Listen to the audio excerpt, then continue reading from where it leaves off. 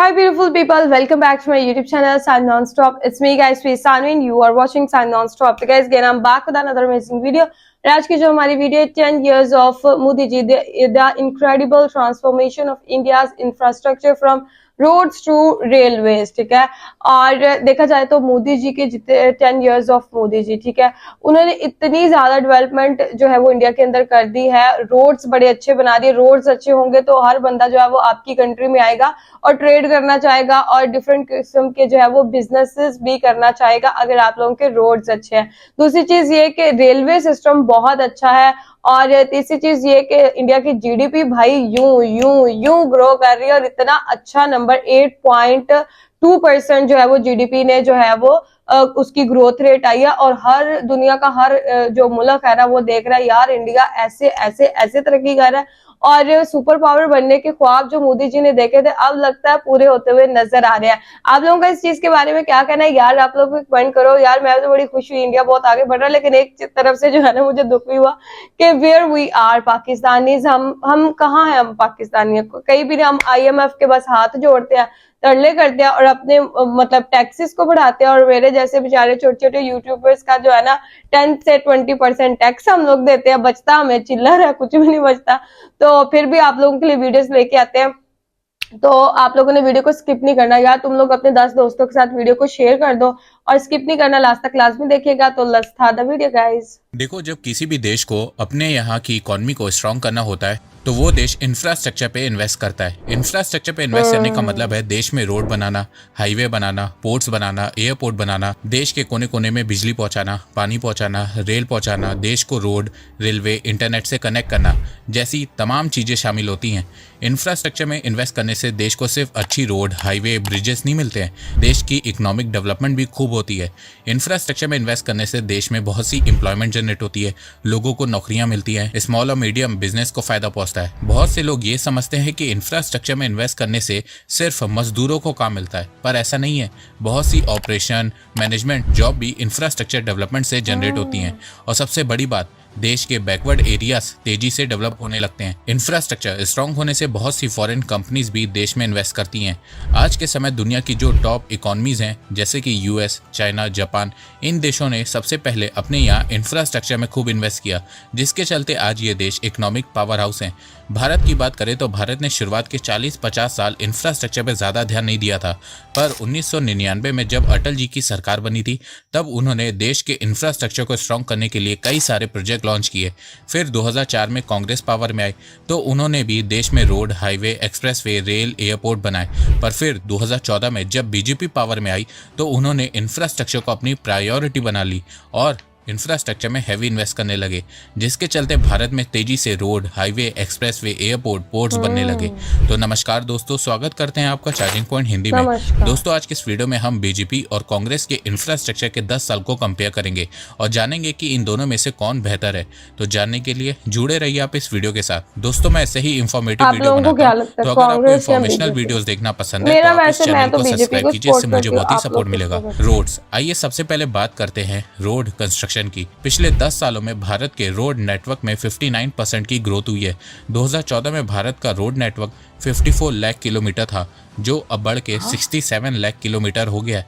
जहां 2014 में per day 9 kilometre road construction हुआ करती थी, वहीं आज 36 kilometre per day road construct हो रही है। Ministry of road transport and highway की रिपोर्ट के मुताबिक 1947 से 2004 तक भारत के नेशनल हाईवे की लेंथ 65,569 किलोमीटर थी।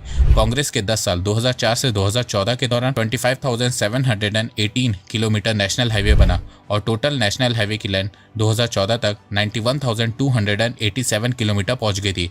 फिर उसके बाद आई बीजेपी और नवंबर 2023 तक बीजेपी ने भारत में 54,858 किलोमीटर नेशनल हाईवे बनाया है और टोटल नेशनल हाईवे की लेंथ 1,46,145 किलोमीटर हो गई है। पिछले 10 सालों में नेशनल हाईवेज की लेंथ 60% बढ़ी है, वहीं 4 लेन नेशनल हाईवे 2.5 गुना बढ़ा है। एक्सप्रेसवे की बात करें तो 2004 से 2014 के बीच भारत में सिर्फ 760 किलोमीटर एक्सप्रेसवे बना था, वहीं 2014 से 2024 के बीच भारत में 4500 किलोमीटर एक्सप्रेसवे बना है। अभी भारत में एक्सप्रेसवे की टोटल लेंथ 5500 किलोमीटर है। तो देखा जाए रोड कंस्ट्रक्शन के मामले में बीजेपी कांग्रेस से 3 से 4 गुना आगे है। इंफ्रास्ट्रक्चर बजट की बात करें तो जहां 2014 में भारत का इंफ्रास्ट्रक्चर का बजट 1.8 लाख करोड़ रुपीस था, वहीं इस साल का infra budget 11.1 lakh crore rupees है। पिछले 10 साल में भारत का इंफ्रा बजट 6 गुना बढ़ा है। बॉर्डर इंफ्रास्ट्रक्चर की बात करें तो पिछले 10 सालों में बीजेपी ने इंडिया चाइना बॉर्डर पे 90 इंफ्रा प्रोजेक्ट बिल्ड किए हैं, जिसकी कॉस्ट 2,900 करोड़ रुपीस है। 2014 से भारत के बॉर्डर भी तो बहुत इंफ्रास्ट्रक्चर किया में ना स्पेंडिंग 4 गुना बढ़ी है। 2008 से 2014 के दौरान भारत के बॉर्डर पे 3,610 किलोमीटर रोड कंस्ट्रक्ट हुई थी। वहीं 2014 से 2022 के दौरान 6,806 किलोमीटर रोड कंस्ट्रक्ट हुई है। बीजेपी भारत के बॉर्डर को लेकर बहुत ज्यादा सीरियस है। बीजेपी नहीं चाहती कि जिस तरह 1962 में भारत चाइना से पुअर इंफ्रास्ट्रक्चर की वजह से हार गया था, वैसा दोबारा हो। बीजेपी इंडिया चाइना बॉर्डर पे प्रॉपर मोदी जी रोड्स हैं बनवा तो रही है मुमकिन है। ताकि हमारे जवानों को प्रॉपर फैसिलिटी मिल सके। 2014 में भारत के बॉर्डर रोड ऑर्गेनाइजेशन का बजट 3,782 करोड़ रुपीस था, वहीं 2024 में यह बढ़ के 14,387 करोड़ रुपीस हो गया है। रेलवेज की बात करें तो 2004 से 2014 के बीच भारत में 5,000 किलोमीटर रेल इलेक्ट्रीफाइड हुआ था, वहीं 2014 से 2024 के बीच 44,000 किलोमीटर रेल इलेक्ट्रीफाइड हुआ है। ट्रैक लेन की बात करें तो 2004 से 2014 के बीच 17,000 किलोमीटर रेल पटरियां ऐड हुई थी, वहीं 2014 से 2024 के बीच 31,000 किलोमीटर रेल पटरियां ऐड हुई हैं। 2004 से 2014 के बीच 0 स्टेशन का रीडेवलपमेंट हुआ था, वहीं 2014 से 2024 के बीच 1,320 स्टेशन रीडेवलप हुए हैं। 2004 से 2014 के बीच 32,000 कोच मैन्युफैक्चर्ड हुए थे, वहीं 2014 से 2024 के बीच 54,000 कोच मैन्युफैक्चर्ड हुए हैं। 2004 से 2014 के बीच 2,000 इलेक्ट्रिक लोको मैन्युफैक्चर्ड हुए थे, वहीं 2014 से 2024 के बीच 6,500 इलेक्ट्रिक लोको मैन्युफैक्चर्ड हुए हैं। 2004 से 2014 के बीच 0 किलोमीटर फ्रेट कॉरिडोर था भारत में, वहीं 2014 से 2024 के बीच 2,700 किलोमीटर का फ्रेट कॉरिडोर देश में बना है। मेट्रो की बात करें तो साल 1984 में भारत में पहली बार मेट्रो कोलकाता में चलाई गई थी। 1984 से लेकर 2014 तक भारत के सिर्फ 5 सिटीज में मेट्रो थी और आज के समय 22 सिटीज में मेट्रो है।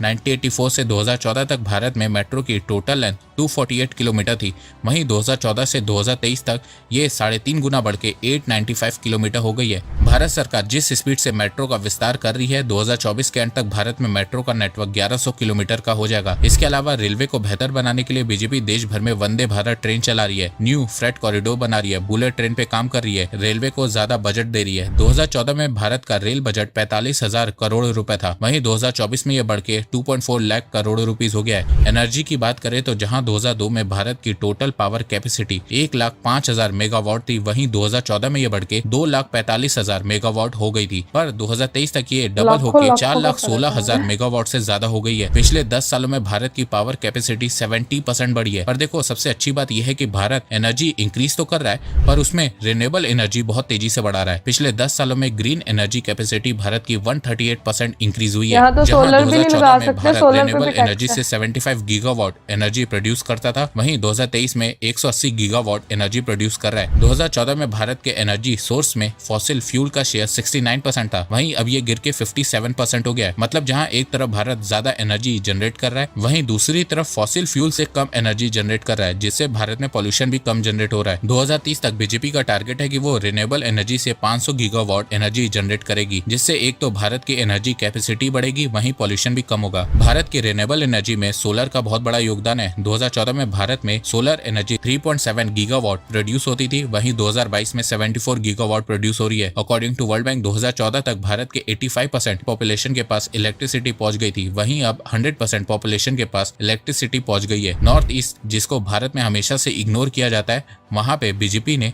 2014 से 3.84 लाख करोड़ रुपीस इंफ्रास्ट्रक्चर पे खर्च किया है। 4,100 किलोमीटर के रोड्स बनाई हैं, वहीं 7,500 किलोमीटर के road project under construction mode में है। इसके अलावा नॉर्थ ईस्ट में 17 एयरपोर्ट बने हैं, 2,000 किलोमीटर की रेल ट्रैक्स बन रही है। इसके अलावा नॉर्थ ईस्ट को अपना पहला एम्स गुवाहाटी में मिला है, नेशनल स्पोर्ट यूनिवर्सिटी मणिपुर में बनी है।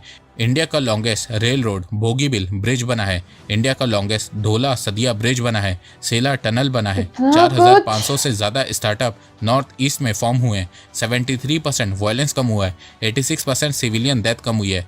एयरपोर्ट की बात करें तो 2004 से 2014 के दौरान भारत में 44 एयरपोर्ट्स बने थे। वहीं 2014 से 2024 के दौरान 74 एयरपोर्ट्स बने। इस समय भारत में 148 नेशनल और इंटरनेशनल एयरपोर्ट्स हैं। पोर्ट्स की बात करें तो कांग्रेस ने अपने समय में पोर्ट्स को मॉडर्नाइज नहीं किया था, जिसके चलते पोर्ट्स की कैपेसिटी बहुत कम हुआ करती थी। 2004 में भारत के पोर्ट कैपेसिटी 400 मिलियन टन पर एनम हुआ करती थी, जो 2014 तक बढ़ के सिर्फ 1400 हुई, पर 2023 में यह बढ़ के 2600 मिलियन टन पर एनम हो गई है। डिजिटल इंफ्रास्ट्रक्चर की बात करें तो 2014 में भारत के सिर्फ 13% लोग इंटरनेट यूज करते थे, वहीं अब 52% यूज करते हैं और ये नंबर हर साल बहुत तेजी से बढ़ता जा रहा है। इसके अलावा जहां 2014 में 1 GB डेटा की कॉस्ट 269 रुपीस थी, वहीं अब ये 10 रुपीस हो गई है। वर्ल्ड बैंक ने कहा है कि भारत ने डिजिटल इंफ्रास्ट्रक्चर का 47 साल का काम मात्र 6 सालों में कर दिया है। इसके अलावा बीते 10 साल में देश भर में 7 IIT, 7 IIM, 15 एम्स, 390 यूनिवर्सिटीज बनाई गई हैं। भारत में इंफ्रास्ट्रक्चर स्ट्रांग होने से रेल और रोड में ट्रैफिक 2.5 गुना बढ़ा है। मतलब अब भारत के रेल और रोड पे हैसल फ्री मूवमेंट हो रही है। इसके अलावा लॉजिस्टिक कॉस्ट डाउन हो रही है। इसके अलावा इंफ्रास्ट्रक्चर को पुश देने के लिए मोदी सरकार कई बड़े प्रोजेक्ट जैसे कि Bharatmala, Sagarmala, dedicated freight corridor, गति शक्ति पे काम कर रही है। पर अगर 2024 में कांग्रेस पावर में आ गई तो वो सबसे पहले इन सभी इंफ्रा प्रोजेक्ट को बंद कर देगी, जो इस समय भारत के लिए बहुत जरूरी है। अब कुछ लोग बोलेंगे कि कांग्रेस ऐसा नहीं करेगी, तो देखो कांग्रेस जब महाराष्ट्र में आई थी तब उसने बुलेट ट्रेन प्रोजेक्ट को होल्ड में कर दिया था, जिसके चलते बुलेट ट्रेन प्रोजेक्ट 4 साल डिले हो गया था। इसी तरह कांग्रेस ने कर्नाटका के इंफ्रा प्रोजेक्ट को भी रोक दिया है। 2004 में जब कांग्रेस पावर में आई थी तो उन्होंने अटल जी की कई सारे इंफ्रा प्रोजेक्ट को बीच में रोक दिया था, जिससे भारत का इंफ्रास्ट्रक्चर वीक होने लगा था और इंफ्रास्ट्रक्चर प्रोजेक्ट की कॉस्ट भी बढ़ रही थी और इससे इकोनॉमी को लॉस हो रहा था। वहीं दूसरी तरफ पीएम मोदी ने कहा कि अगर वो 2024 में वापस से तीसरी बार पावर में आते हैं तो भारत में इंफ्रास्ट्रक्चर डेवलपमेंट की स्पीड और फास्ट होगी, जिससे भारत में मैन्युफैक्चरिंग बढ़ेगी, जिससे जॉब्स बढ़ेंगी और फिर इससे इंडियन इकोनॉमी और तेजी से ग्रो करेगी। तो डिसीजन आप लोगों पे है। तो दोस्तों आपको ये वीडियो कैसा लगा, आप अपनी राय मुझे कमेंट आप लोगों को ये वीडियो कैसे लगा अपनी राय कमेंट में जरूर दीजिएगा। और मैं एक चीज बोलना चाहूंगी कि मोदी जी हैं तो मुमकिन है भाई, ठीक है। और कांग्रेस के बस की मेरे ख्याल से बात नहीं लगती, बिकॉज इंडिया जो है वो पिछले 10 सालों में किस तरह तरक्की की है, उसने कैसे बढ़ा है। और जब मोदी जी आए और फिर इंडिया ने जो स्पीड पकड़ी है हर चीज में जो है वो ग्रोथ करने की, वो जो है रिमार्केबल है। आप लोगों का इसके बारे में क्या करें। अच्छा, मैं मोदी जी के बारे में अगर कोई वीडियो बनाती हूँ ना तो नीचे जो है ना कुछ कांग्रेस के आई थिंक सो सपोर्टर होंगे, तो वो मुझे बड़े कमेंट ऐसे करते हैं कि नहीं कुछ भी नहीं हुआ। मैंने ना लास्ट वीडियो बनाई, मैंने उसमें बोला कि क्राइम रेट ना कम हुआ है मोदी जी के आने के बाद, तो किसी ने मुझे नीचे कमेंट किया किसने कहा है कम हुआ है, कोई कम नहीं हुआ, क्राइम रेट बढ़ा है मोदी जी के आने से। मैंने कहा अच्छा, तो फिर मुझे समझ आ गई, मैंने कहा ये यार कांग्रेस का कोई सपोर्टर होगा। तो आप लोग भी उनको रिप्लाई कर सकते हैं जो ऐसे वीडियोस ऐसे कमेंट करते हैं वीडियो के नीचे, आप लोग उनको जरूर जो है वो जवाब दिया करें। और मैं एक चीज बोलना चाहूंगी कि वाकई इतनी तरक्की इंडिया कर गया आफ्टर मोदी जी के मैं वो बयान नहीं कर सकती। और जबकि पाकिस्तान जो है, अच्छा इंडिया और पाकिस्तान जो थे ना वो एक ही टाइम पर थे, ब्रिटिश से जो है ना आजादी एक टाइम पे इंडिया और पाकिस्तान को मिली, ठीक है। अभी जो था ना फिर आहिस्ता आहिस्ता आहिस्ता आहिस्ता इंडिया तरक्की करता गया, तरक्की तरक्की तरक्की तरक्की तरक्की करता गया। और फिर अभी पाकिस्तान का ये हाल है कि पीछे पीछे पीछे पीछे पीछे पीछे होता गया। अभी पता नहीं क्या चीजें और देखने को मिलेंगी। आप लोगों को आज की वीडियो कैसी लगी, do comment guys, like subscribe share जरूर कीजिएगा। तो चलेगा नेक्स्ट वीडियो के अंदर, बाय बाय।